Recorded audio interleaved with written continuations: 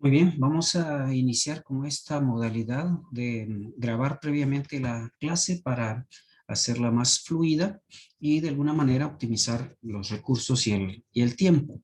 En esta ocasión vamos a platicar acerca del capítulo 7, razonamiento y silogismo, y vamos a dar los elementos básicos de lo que creemos conveniente sobre este tema.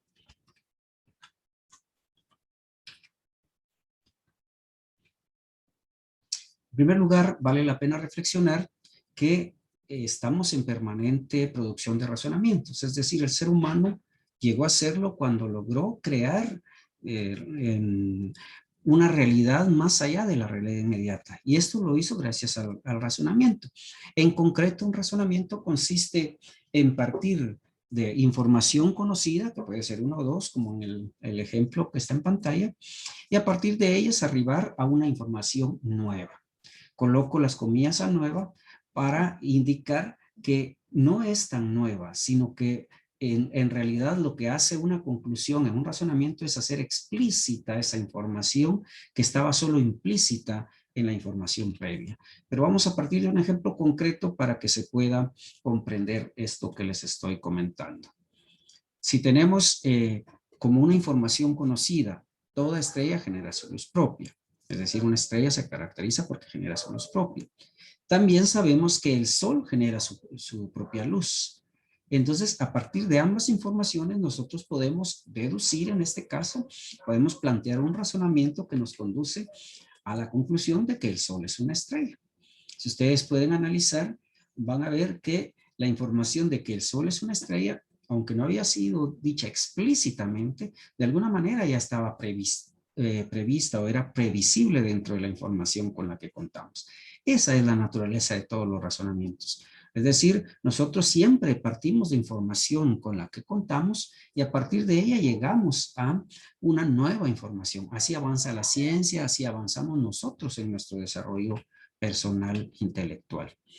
Ahora bien, ya para ir precisando más aspectos, diremos que un razonamiento se compone de premisas y conclusión. Se llama premisa a la información con la que ya contamos y conclusión es la información a la que llegamos o a la que arribamos a partir de analizar la información que contienen las premisas. Este es un ejemplo. La verdadera democracia debe garantizar la participación de todos y cada uno de los ciudadanos, no solo en la elección de sus representantes, sino también en la toma de decisiones de estos. En Guatemala, los ciudadanos participan solo en la elección de sus representantes. Por lo tanto, en Guatemala no hay auténtica democracia. Ustedes pueden analizar que esto es un párrafo, o sea, lo que comúnmente conocemos como un párrafo, pero en él hay una argumentación muy clara. La información de la cual partimos se conoce como premisas, es decir, es algo que está previo a el razonamiento en sí. Como premisa, en términos teóricos, sabemos que la democracia debe caracterizarse por dos aspectos. Uno, que participen todos en la elección de los dirigentes, y dos, que también participen como en la toma de decisiones. Sin embargo, una nueva premisa, o sea, algo que también conocemos, es que en Guatemala los ciudadanos en general solo participamos a la hora de las elecciones, es decir, solo delegamos y por lo tanto no participamos en la toma de decisiones.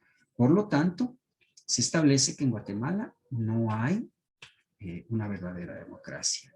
Ese, por lo tanto, me indica a mí de que se acerca la conclusión. Y la conclusión, pues, es aquello a lo cual llegamos, es esa idea, esa tesis que es a la cual se arriba después de analizar las premisas. Por supuesto, en el lenguaje cotidiano, los razonamientos se presentan de múltiples formas. Por ejemplo, vamos hacia San Cristóbal y estamos en la zona 11, razonamos. Si de la zona 11 hacia San Cristóbal hay un puente y ese me comunica inmediatamente, pues tomo esa ruta para llegar a San Cristóbal. Y así podemos hacer múltiples razonamientos y de hecho los hacemos todos los días, solo que a veces no somos tan conscientes de que estamos razonando, digamos, y sobre todo no somos tan disciplinados. Pero cuando se trata de la ciencia, cuando se trata de que nosotros ejerzamos una profesión y en tanto que egresados de una universidad, pues la ciencia misma nos obliga a ser más cuidadosos con nuestros razonamientos. O sea, imagínense ustedes que sería de un médico que no desarrolla razonamientos lógicos, pues obviamente pone en riesgo la vida de sus pacientes. Por eso la importancia de la lógica. Imagínense un abogado que no razone correctamente, pues obviamente puede mandar a la cárcel a sus clientes. Bueno, entonces, ¿por qué les menciono esto? Porque nosotros nos enfrentamos cotidianamente a múltiples razonamientos y no todos ellos son válidos. Para que nosotros estemos seguros de que un razonamiento es válido, necesitamos traducir el lenguaje común al lenguaje lógico, es decir, analizar nuestras ideas, analizar qué tan bien fundamentadas están. Vamos a desarrollar este proceso de ir del lenguaje lógico al lenguaje común al lenguaje lógico a partir de un ejemplo muy sencillo, pero que también puede ser muy elocuente. Veamos, este es el razonamiento. Un estado en el que mueren niños por desnutrición viola el principio fundamental del derecho a la vida. En Guatemala, lo sabemos, cientos de niños mueren por falta de alimentos y en la más extrema miseria. ¿Qué duda cabe que en Guatemala sea un estado en el que se violan los más elementales derechos? Bueno, ahí está el razonamiento. Ahora analicemos cómo está estructurado. ¿Qué hacemos? Número uno, identificamos los juicios, es decir, de qué está compuesto ese razonamiento. Todo razonamiento se compone de juicios. Los juicios que funcionan como premisa y el juicio o los juicios que funcionan como conclusión. Entonces veamos, aquí tenemos en este razonamiento 3 juicios. 2 de ellos, los primeros, funcionan como premisa y el último funciona como conclusión. Cuando nosotros queramos traducir del lenguaje común al lenguaje lógico, lo primero que tenemos que hacer es analizar. Analizar significa separar los juicios que integran ese razonamiento. Aquí ya tenemos esa separación y también ya visualizamos cuál es la función que cumple cada juicio, cada proposición categórica. El tercer paso para el mismo proceso es convertir cada juicio que está en un lenguaje común en un juicio categórico, es decir, ya en una proposición categórica que nos va a permitir a la postre desarrollar silogismos. Veamos, entonces si analizamos el primer juicio, nos encontramos con que es un juicio tipo A y lo traducimos a todo estado en el que mueren niños por y tal y tal y tal, es una nación que viola el principio. Entonces tenemos un juicio A, todo ese es P. En el segundo juicio estamos ante la misma situación. Como se habla de la totalidad de Guatemala, es un juicio universal y como se afirma que cientos de niños mueren, entonces es un juicio afirmativo. Por lo tanto, tenemos otro juicio A. Finalmente, en el tercer juicio, que funciona como conclusión, tenemos exactamente el mismo esquema. Guatemala, como su totalidad, por lo tanto universal, es una nación en la que se violan los más elementales derechos. Toda Guatemala es una nación que viola el principio fundamental del derecho a la vida. Es decir, tenemos otro juicio universal afirmativo. Con esto ya podemos procesar aún más fino y con más desarrollo lógico para traducirlo a juicios categóricos. Veamos. Tendríamos estos 3 juicios.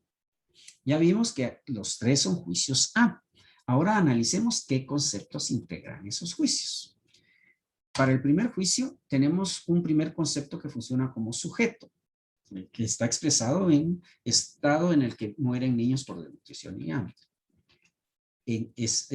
Tentativamente le vamos a llamar A. Ya cuando desarrollemos la teoría del silogismo, vamos a ver que tienen otra denominación, pero solo como para empezar a conocer un poquito a profundidad qué son los razonamientos, le vamos a asignar la letra A. De manera que en el primer juicio tenemos un segundo concepto que está expresado como una nación que viola el principio fundamental del derecho a la vida. Solo tentativamente le vamos a llamar B. Así tendríamos que en el primer juicio tenemos todo A es B. Hay un tercer concepto que sería Guatemala. Y ustedes pueden ver que le vamos a llamar C tentativamente. Y ustedes pueden ver que el segundo de los juicios tiene como sujeto a este concepto, Guatemala. Ahora veamos ¿Cómo se puede traducir yo a una pura fórmula ese razonamiento? Tenemos un primer juicio en donde dice todo A es B. Un segundo juicio en donde aparece el tercer concepto, al que llamamos C, y se afirma que todo C es A. La conclusión que se deriva de ello ya ni necesitaríamos tenerla aquí escrita, porque ya sabemos que si todo A es B y todo C es A, necesariamente todo C es B. De manera que ahora ya, como ustedes pueden ver, tenemos una forma. Por eso a esto se le llama lógica formal, a esta disciplina, porque convierte cualquier mensaje expresado en lenguaje común a un mensaje expresado en fórmulas, en puras formas, forma de pensamiento. Y ahora ya es mucho más evidente entender que si todo A es B y todo C es A, entonces necesariamente todo C tiene que ser B. Así funciona la mente. Con esas estructuras básicas nosotros ya podemos intercambiar, digamos que en lugar de A, podemos cambiar cada uno de los conceptos por cualquiera otro y sabemos que sea cual sea, si todo A es B y todo C es A, necesariamente todo C va a ser B. Muy bien. A estas alturas, y de acuerdo con lo último que mencioné, vale la pena insistir. A la lógica no le interesa la verdad, sino la validez. La verdad le interesa al científico en sí mismo, es decir, cualquier profesional obviamente va a buscar la verdad, pero en el momento en que está procesando la información, lo que va a buscar es la validez, es decir, la corrección de los procesos mentales. Entonces, la verdad se define como la relación ontológica entre una conclusión y el mundo. En cambio, la validez se puede definir como la relación lógica entre conclusión y sus premisas. Es decir, la lógica no va al mundo para verificar su validez, sino que se conforma con la demostración puramente lógica, como vamos a ver en los siguientes capítulos. Aquí tenemos un ejemplo.